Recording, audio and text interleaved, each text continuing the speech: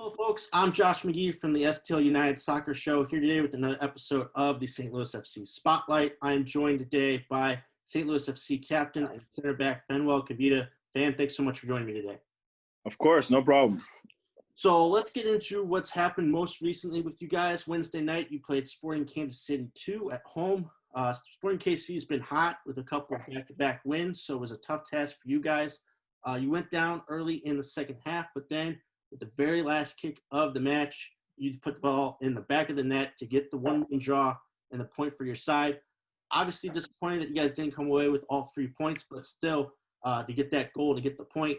Talk to me about the match on Wednesday. It was frustrating. I think we did a good job of possessing the ball and keeping the ball in the first half, not really creating too many chances.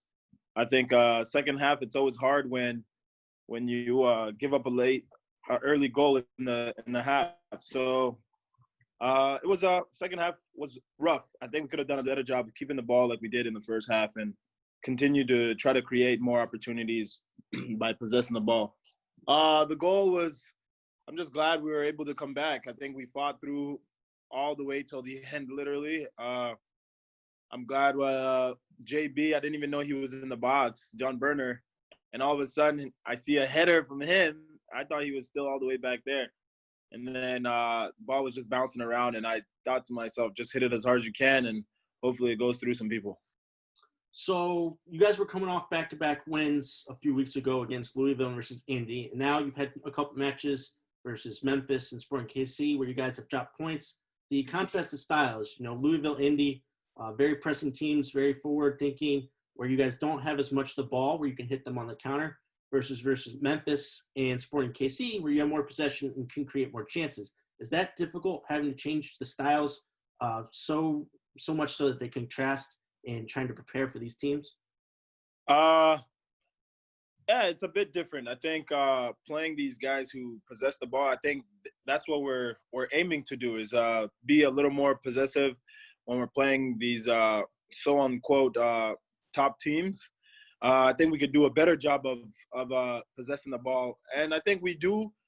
We do figure out where their weaknesses are, and I think hitting them on a counter, I think we do a good job of it. But I think we could do a little bit of both moving forward.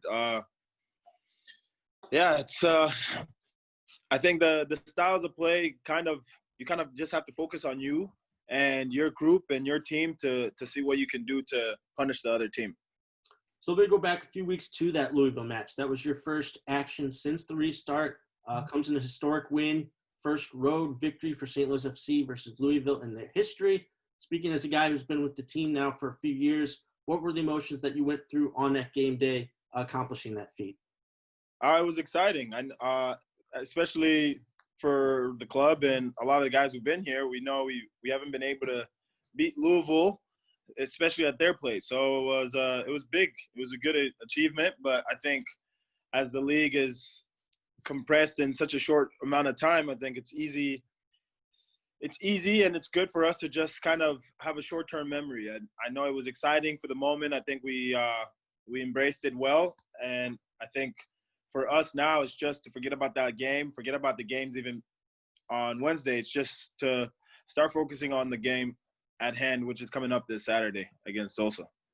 So let me go back again to the beginning of the restart, because the team comes back from this long layoff. So you guys are anticipating coming back, but you're not sure when. And all these precautions and protocols are put into place. You missed the first match versus Indy because you felt ill. And of course, with everything that's going on with the pandemic in this country, people were concerned. Talk to me about going through that process and how you were able to deal with the severity of all of it. It was tough, especially for me, because I really was working my butt off to get going again, finally back into playing games and everything. So it was tough. As soon as I started feeling sick, you have all these protocols where you have to make sure that you get tested right away and also get sent back right away. So I was unable to even watch the game. So it was unfortunate as well, just seeing the result when I'm sick at home and figuring out like I need to come back. So it was tough, but I'm just glad that I didn't have COVID, because you also have to go through these protocols where They have to shut down the stadium, and everyone has to constantly get tested. You have to figure out whether we can have home games or not. So I think it went well. I think the club did a good job of staying with all the protocols and making sure that I didn't have it, and it wasn't even a case. So yeah. So another aspect of this tough time is that even in a normal setting, in a normal season, being the captain of the club, you have certain responsibilities. There's certain, trials and tribulations you go through a normal season.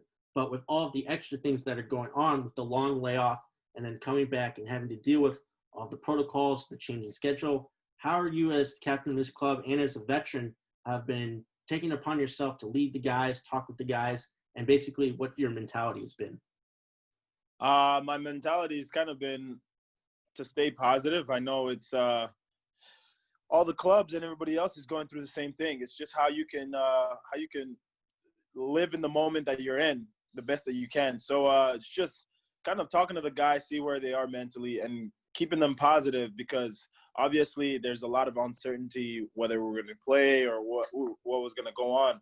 So it's just kind of keeping them focused and letting them know, like, hey, you never know when the season going to start, but as for now, at least stay prepared, stay mentally ready, because you never know. Once the season starts, you have to be ready to go. So I think my mentality was super positive. It was kind of it was different, especially being away from all the guys and kind of taking some time off. But I really embraced it well to try new things.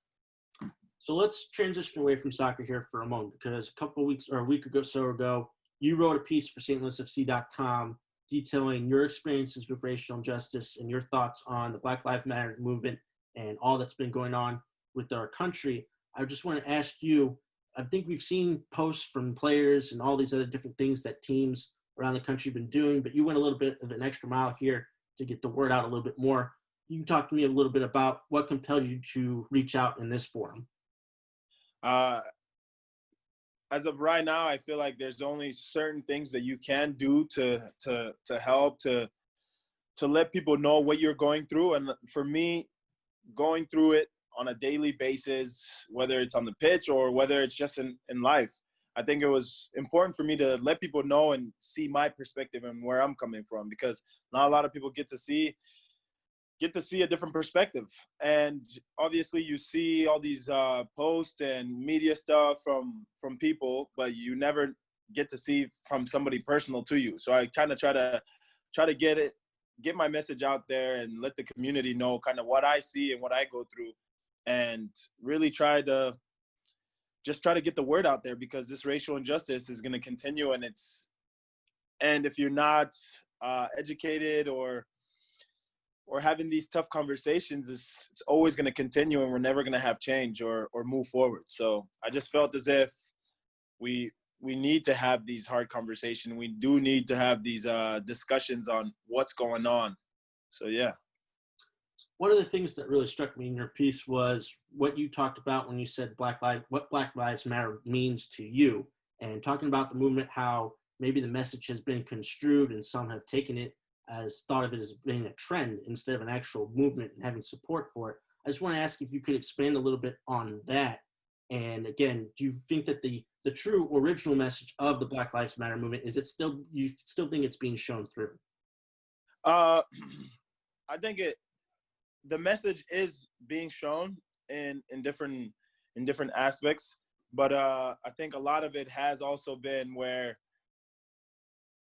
for an example, where Colin Kaepernick was the only one kneeling, and people shamed him, and the NFL league was shaming him, and a lot of people were saying a lot of bad things about him. And now more people are towards the movement, and people are like, oh, you're just doing it because everybody else is doing it. So there's not really, it's tough. People have to understand the reason behind why he was doing it. And now more people are with the movement, and a lot of people are like, oh, you're just doing it to do it. Don't do it. Don't do it if you don't believe in it. Educate yourself, because it is a huge, huge issue in our time right now, and it will continue to be an issue if people don't change their mindset. So, and then the last part of your piece was introducing all the ways that people can use to utilize and enforce change. And you've been having conversations with teammates, people in the community, friends. What have you learned in these conversations? What have you seen that has encouraged you so far that maybe change can continue to come? Uh, just, I think the biggest one is people who don't really understand it or have never experienced it, speaking to them and letting them know my point of view and seeing their their heart, their mindset just change towards the movement. And it's not just Black lives are the only ones that matter. All lives matter. This is a Black lives also means all racial injustice. It doesn't just mean Black lives matter. I think letting people see that side of the story rather than just seeing the Black Lives Movement. And if you're not, if like I said, if you're not affected to it personally, it's very hard to understand the entire message. So I think having those tough conversations has been good so far, and it gives me hope that there will be change one day. But you have to educate these young kids, letting them know the history, letting them know what's been going on and how you can be better. So let's transition back to soccer here this upcoming weekend. Again, Saturday match versus Tulsa, who a member of the Western Conference that you guys haven't seen yet. And then you'll have a rematch, or essentially the second match versus Sporting Kansas City next week at home. Trying to get out of this funk and trying to maximize the full 3 points in those matches. What are you guys looking to emphasize?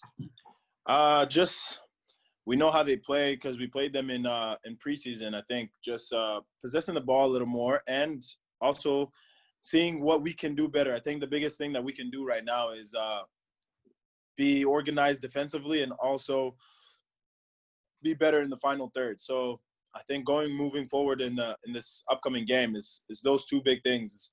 Staying organized. I think we're giving goals up kind of cheaply, even though the past two games have been, yes, it's just 1-0, but as a defender, for me, being well organized, I think is the most important thing because everything else comes into place. So, yeah, I think just gotta stay mentally focused. I know it is a lot of games, but still, I think if we stay focused, stay well organized, everything else will fall into place. And then lastly, we've seen, through a couple home matches here that crowds have been allowed back in. The fans have been in about 25% capacity or so. Hopefully they'll be continuing to do so. I just want to know if you had a message for the fans in attendance or the fans at home supporting the club, how you're feeling right now about them and helping you out and supporting you guys.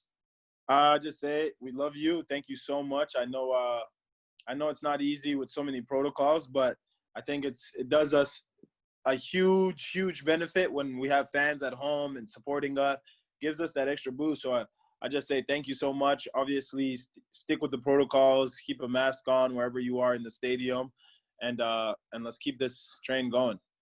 All right, and then one last question. Who's your friend there?